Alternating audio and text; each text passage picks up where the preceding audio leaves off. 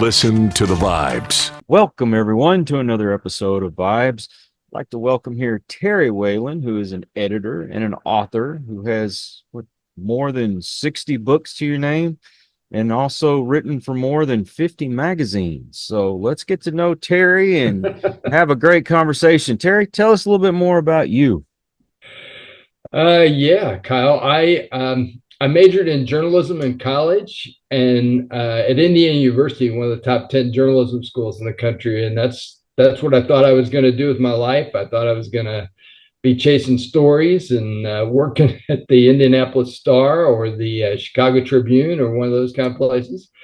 But instead, when I was a sophomore in college, I was working on the campus paper, one of about 100 students on the campus paper, and I was sitting at my old Royal typewriter back in the pre-computer days, and I couldn't get my fingers on the right keys, and I kept muttering to myself, "Jesus Christ, Jesus Christ," and this little blonde-haired girl that was sitting next to me, she turned to me and she said, "Oh, Terry, don't say that, because one of these days when you really need Jesus, you'll call out for him and he won't be there."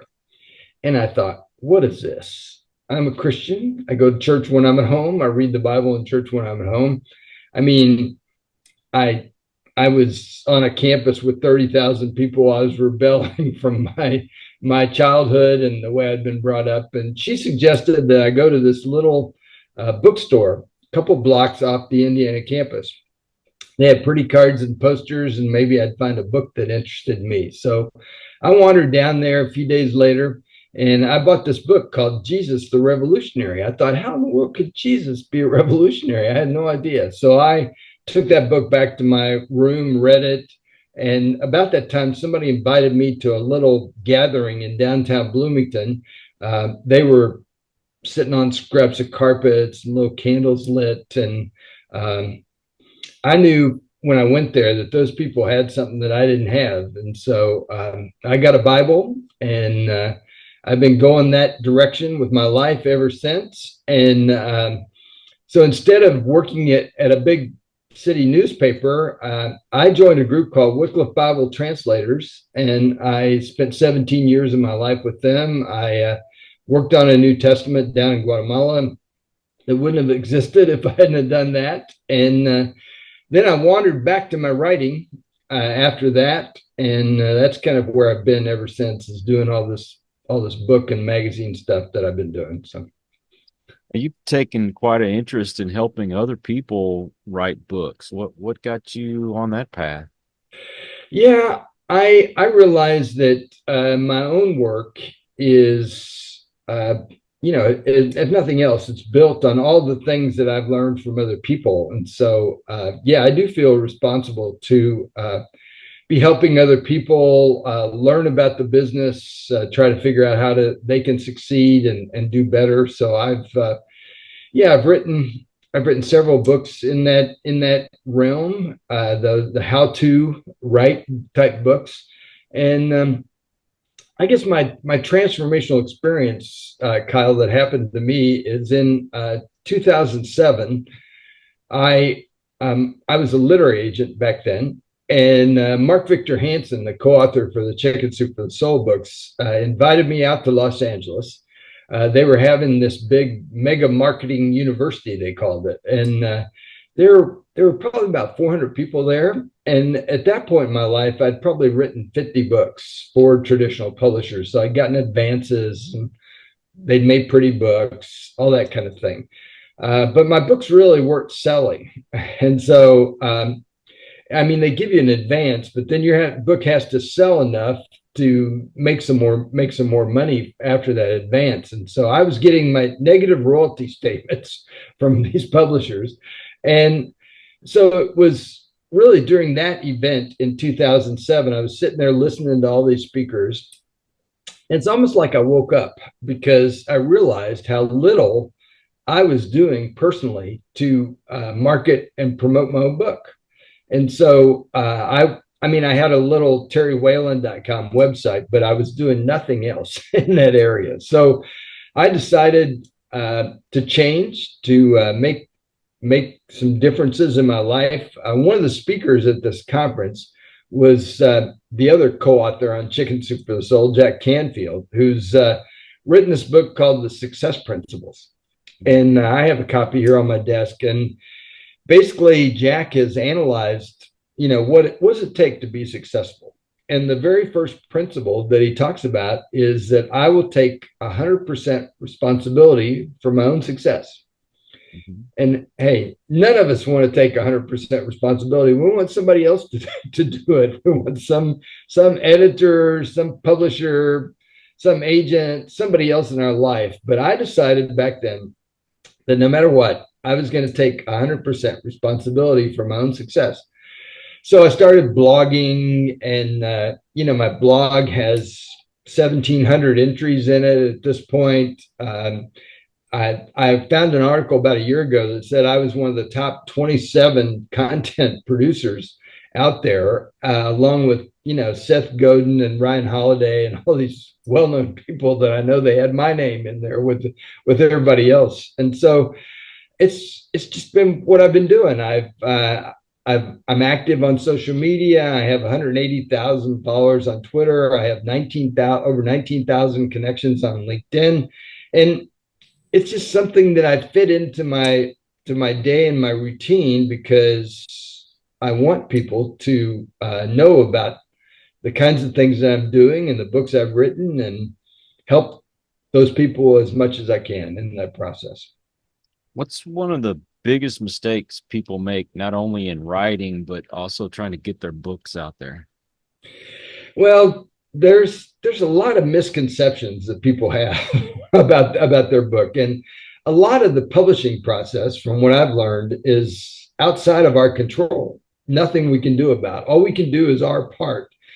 And so I've written this book called 10 Publishing Myths, where I really emphasize a lot of the different ideas that people have about their book. Like the very first one is, I will make a lot of money with my book, because all these people think they're going to produce a book, it's going to sell like hotcakes, and they're going to make a lot of money. Well, a lot of that's outside of their control. I mean, sure, there is some control they have about how they publish and who they publish with and those kinds of things. But, it's up for grabs whether people are going to buy it or whatever. And so in this book, I really tried to give practical information so that people can say there are some things that they can do. And so I really tried to emphasize that and help people have more realistic expectations about publishing, because it's really unpredictable. I mean, if publishers knew how to make something and then have it be a bestseller, we'd all know what that path is, and we'd do it. But it's up for grabs. So you just have to do your part and hope that the rest of it works out for you. Well, trends have a lot to do with that as well, right? Like they do. And it's different what kinds of things happen in the trends. But what people don't realize is even with the self-publishing stuff, there's a lot of books that are being produced every day. I mean, there's over 11,000 new books that come out every day. So talk about competition. That's a huge competitive market that you're entering, whether you realize it or not at the end of the day. Because I remember at one point in my childhood, it seemed like mystery books were really popular. The Hardy Boys, Nancy Drew kind of stuff. And then the next thing you know, there's, I don't know, the fiction books, the science fiction books. And then that kind of goes up and down at times. So whatever's popular at that moment. It's true. There's a lot of different things that play into the market, and people are drawn to those books. Yeah, I read those Nancy Drew and Hardy Boys books myself. Tom Swift, all those kinds of things when I was a kid, and I love those books. And I think that's part one of the keys is, whatever genre you're writing, you should really be reading in that genre and know who's who, and befriend those people, and make alliances with them. You can either see people as competitors, or you can see them as partners. And so I really encourage people not to look at people as competitors, but instead to see that they're partners. You guys can cooperate together, and you can sell books and they can sell books, and lots of good things can come from that. I had a author on at one time, and I said, "How come there's so many people that have been on the top 10 best-selling list?"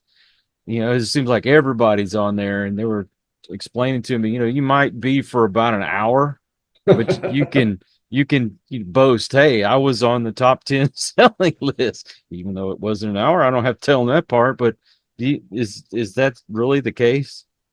That's the case a lot of times with Amazon, for example, the biggest online bookstore.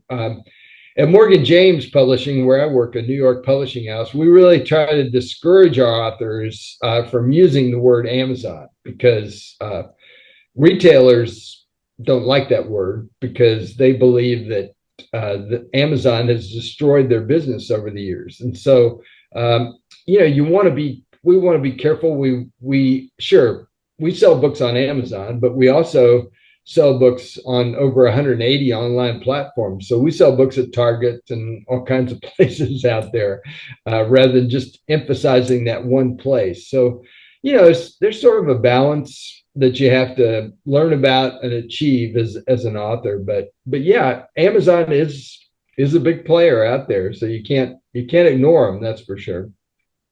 One thing I've also noticed is a lot of people are moving towards self-publishing. What's your advice on that? Shouldn't you? Is that a good idea? Well, it depends, I guess. Do you have a big readership? Do you have a big email list? Do you have a big social media presence? Do you have a way that you yourself can sell books? If not, then you're just contributing to the noise out there, I guess, in some ways, if you publish a book and you're not really plugged into all that. If you do have that, then sure, go self-publish. But there's a lot of pitfalls in the whole self-publishing thing too. How you design your cover, who publishes it, what the barcode on the back looks like. I mean, there's a lot of different little pitfalls that are very, very important that you can fall into. My advice is just to look at the whole market and try to explore it and figure out what the best path for you is. Like I say, for the last 12 years, I've been working at Morgan James Publishing, which is a New York publishing house. We're one of the top independent publishers in the country. We're publishing about somewhere between 180 and 200 books a year. We've been around for over 20 years. 29 New York Times bestsellers, over 100 Wall Street Journal bestsellers. And you really can't get on the best kind of bestseller list unless you're selling books out there in the brick and mortar bookstore. So that kind of validates that, we're the real deal out there in that process. But our system of publishing books is very different. So I spend a lot of time with the author in the submission process, just to make sure that it's the right thing for them. Some it is, some it isn't. So that's part of my advice here, is just to explore your different options, because you got to be careful. I mean, even in the self-publishing realm, there's some companies that'll be glad to take your money, but maybe a lot of money you can spend with those people, and you won't really have poor results. So I usually advise people, no matter how they're going to publish, use Google. You have that as a possibility. So type that publisher's name into Google along with scans, or and see what comes up. Get do your work to get the information that you need to make a wise decision about which way you're going to go, because there are a lot of options out there. You just need to choose the right path for you. Have you done an actual study on some of these myths, or has it just been through conversation? Most of it's through conversation, and I end up talking to a lot of authors, as you can imagine, about their dreams and their expectations and what's going to happen. So the bulk of these myths that I put together are from just detailed conversations with people over the years, whether I meet them at a writers' conference face to face, or whether I talk to them on the phone, or we correspond on email. I mean, there's a lot of different ways to communicate with people, and it's been really my honor over the years to have the opportunity to guide a lot of people and help them in this whole area. Well, I know that you're trying to be positive and you try to encourage people as much as possible. But have you ever come across that one writer who's just awful? Oh yeah, oh yeah. There are some people like that that are pains. They're high maintenance people. They email you all the time. They call you off and on about different things.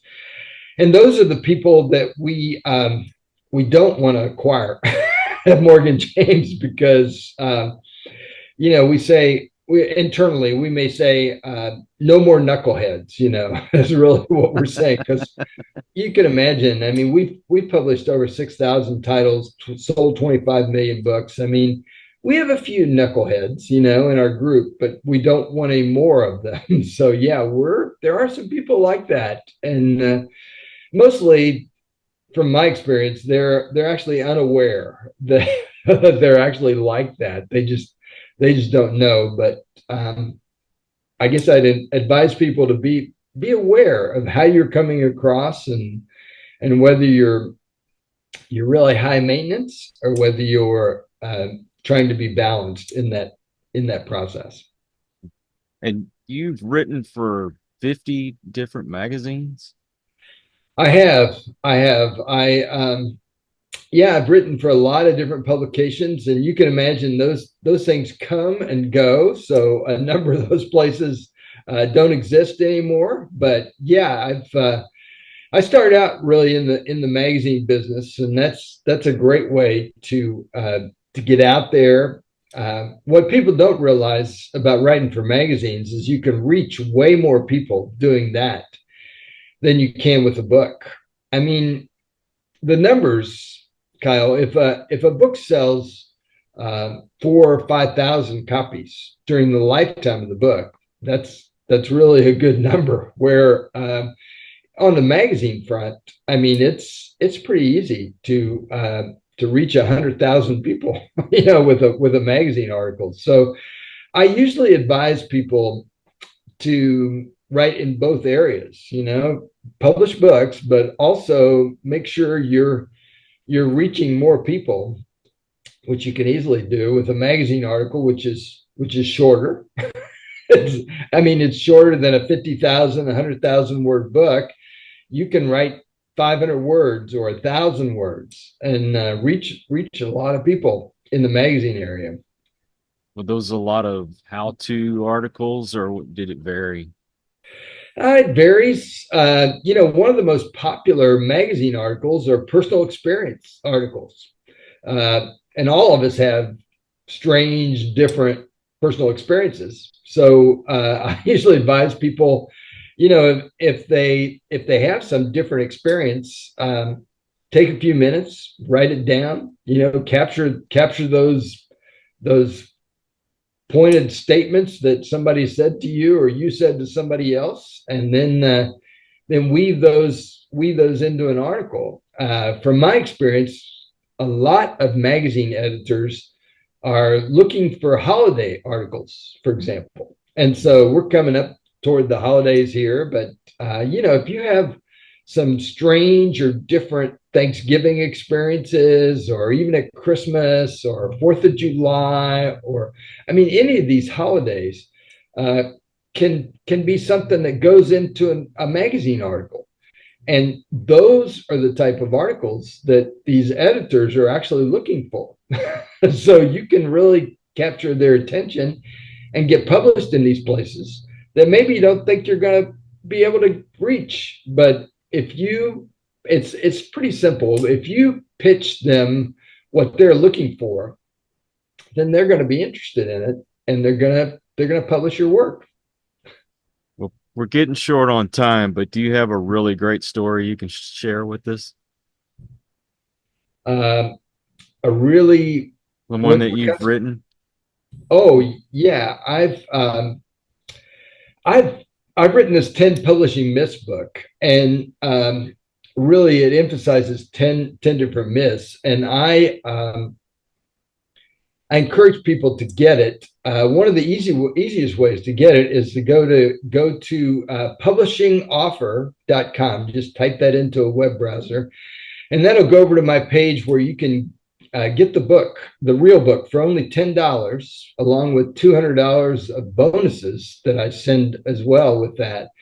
And I just want people to have access to this, to be able to get it. Another thing that they can do, and you don't have to pay $10 for this, but you can get one of my friends told me when I published this book, that endorsed the book, she said, "Terry, you're missing the 11th myth."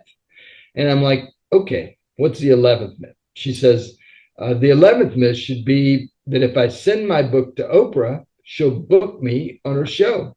And I'm like, well, yeah, that's a pretty good myth. I should write that chapter. And so I wrote that chapter. And when we designed the book, I designed it to look exactly like the rest of the book. And so you can get that free chapter from me if you go to Terry Links, TERRY links.com/11th myth. So with the numbers 11th myth. And that'll take you over there, and you can get that from me for free. I'm going to put the links to your website and your social media, all that, in the description. Terry, this has been really educational. I enjoyed the talk. Is there anything else you'd like to say before we end? Well, what I really like to tell people is, as writers, we get a lot of rejection. People say no to us a lot. And what I tell you, I've been in some of the top publishers and literary agents in New York City. I've been there a number of times. And sure, those people say no all the time. They get pitched to death. But what I really like to tell writers is that those people are actively looking every day for good stuff. And so even though you're hearing no from them, just know that they are looking, because when I meet with them, they're asking me, they say, okay, Terry, where's the next, give the name, whatever type of book you're writing. They're looking for those people. They're opening their email. They're looking at their physical mail. They're answering their phone. They may be saying no to you, but just know that they are actively looking for that next best diamond in the rough that's going to become a bestseller out there. Well, again, thank you. And also want to thank all you folks out there. If you are new to the channel, I hope you'll come back. Please hit that subscribe button for my regulars. You guys are awesome because you make it possible for me to do this. Until the next one, everyone, please take care. Be kind to one another. God bless, and peace. We hope you enjoyed this episode of Listen to the Vibes. You can catch us on Buzzsprout or wherever you listen to your favorite podcasts, and on YouTube.